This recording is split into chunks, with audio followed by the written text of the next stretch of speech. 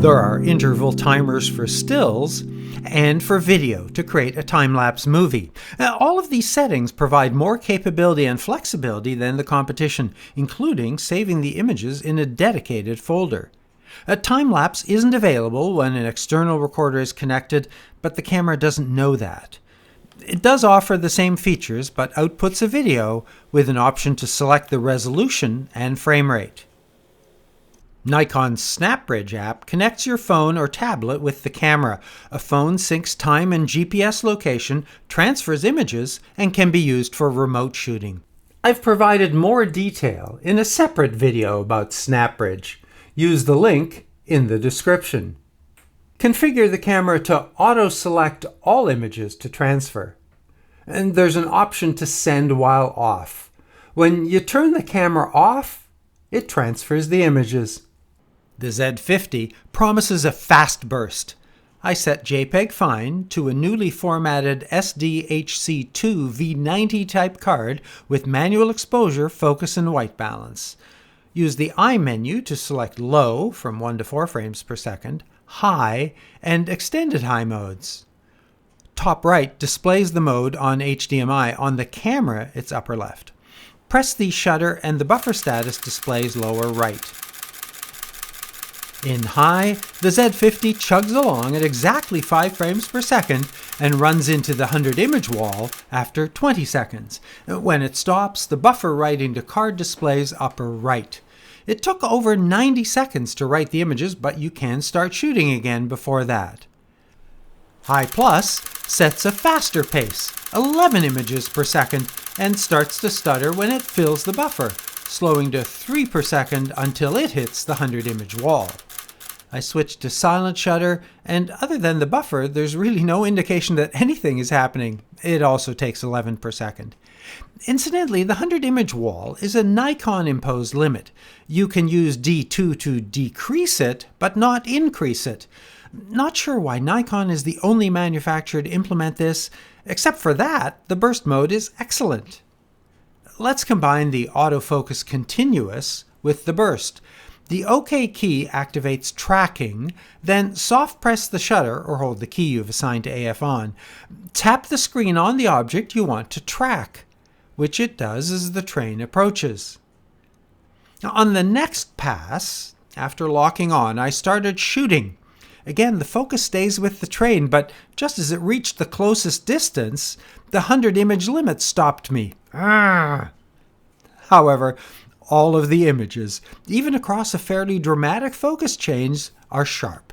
Between the focus speed, face detect, and tracking, the Z50 delivers what we expect of focus in 2019. The self-timer options select from 2 to 20 seconds with up to 9 shots. The menu's auto bracket has options for exposure, white balance, and dynamic range. For exposure, up to 9 images with an increment up to 3 stops, although not all combinations of those can be selected. An interesting feature, you can also choose to bracket up or down with 2 and 3 image settings. Then press the shutter to take the images. In single exposure, bracket progress appears on the right, showing the images left to take. Switch drive mode to continuous to take all the images in succession. Bracketing is cancelled when you change the number of shots to 0.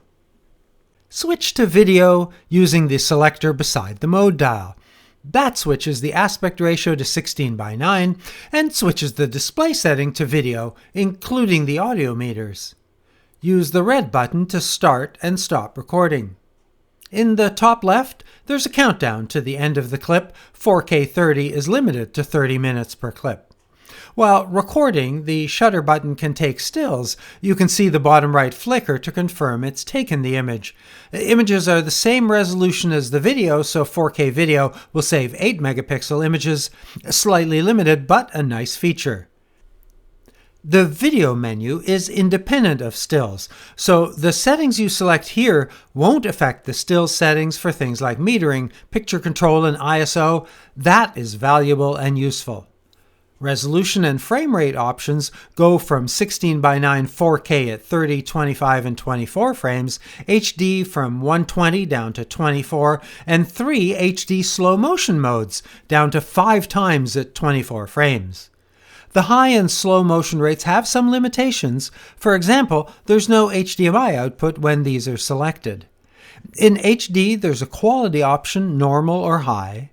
In 4K, data rates average 125 megabits, in HD about 25, so 4K is highly recommended. There are 2 file extension options, MOV and MP4. In 4K, both use the same H.264 compression and data rate. The difference is the audio codec. MOV uses linear PCM, MP4 uses AAC. That shouldn't make a difference, not really sure why this option is provided. In addition to the switch to disable a lens's optical stabilization, in video there is electronic VR, providing a better than average stability to a handheld shot. This shot was taken with my monopod held high over my head on a windy night in Toronto. It's so good that as you start panning, at first nothing happens and then it starts to move. Clearly, turn it off when using a tripod. The flip-down screen and the mic in port make it a potential vlogging camera, and the grip makes it possible to hold the camera easily in that configuration. And although the screen makes it hard to connect a Joby or selfie stick, I created a reasonably workable solution using an adapter and a magic arm that doesn't block the screen too much. I can see enough to keep myself in the frame and to see that face detect using autofocus continuous wide area identifies my face and holds focus on it. Now, unfortunately, that's not a screen that I can capture to demonstrate that to you. Now, although I can see the camera wobbling, stabilization is making the shot look nice and steady. For the rest of the settings, manual exposure, white balance for the cloudy sunlight coming through the window with a flat picture profile. And audio is being recorded using the internal mics. In the dark, I lit a candle and turned up the ISO to the video maximum of 25,600. I wondered if the autofocus face detect worked by the light of a single candle. Mostly it does. White balance here is the lowest Kelvin setting, 2500, still probably a little high for candlelight. It's the flat picture profile, and so I'm still recording using the internal mics. The Z50 does have an HDMI out. However, in video mode, there's only a clean signal and no option to overlay the screen display. The limited options on the setup menu can select the output resolution and limit the video output range, a setting you likely won't need to adjust. There's no zebra exposure assist, but the G5 highlight display provides a display threshold using RGB values. Use the playback menu to select display options. They are not on by default. The screens provide all of the information and the settings used. Press I for play options, including to send the image to a phone. The retouch menu provides the usual and some interesting options like straighten, distortion, and perspective control. There's an image overlay option to superimpose multiple images. And we already looked at the raw processing, but in addition to the picture control, you can set the white balance, change the exposure compensation, and adjust the active delighting. The display is interactive, so you see what you're getting. Pressing EXE to save the image makes sense only to engineers. Among the customizations, 2 sets of user settings can be stored. Configure the camera to your preferences and then access them from the dial.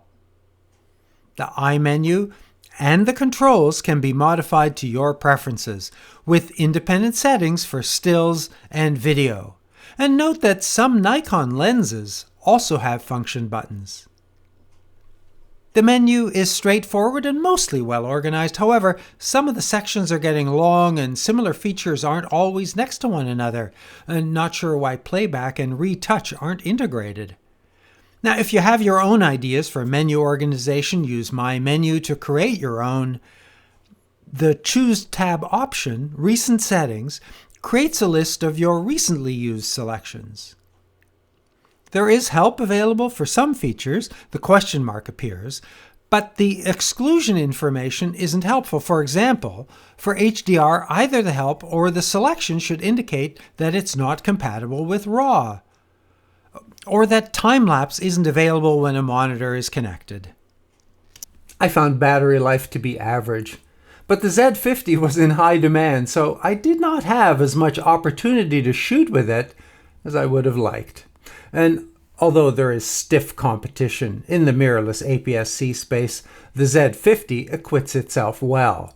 There are cameras that are better in one aspect or another, but this too excels in some, and I found lots to like in its handling, its features, and its functionality. Now, please remember to keep shooting until your memory card is full and your battery is empty. And if you have questions or comments, I enjoy interacting with you, so post your relevant questions and civil comments below. This channel is not sponsored. I'm not paid or compensated by any camera manufacturer, and although they did lend me this camera, Nikon did not read the script or review the video before posting.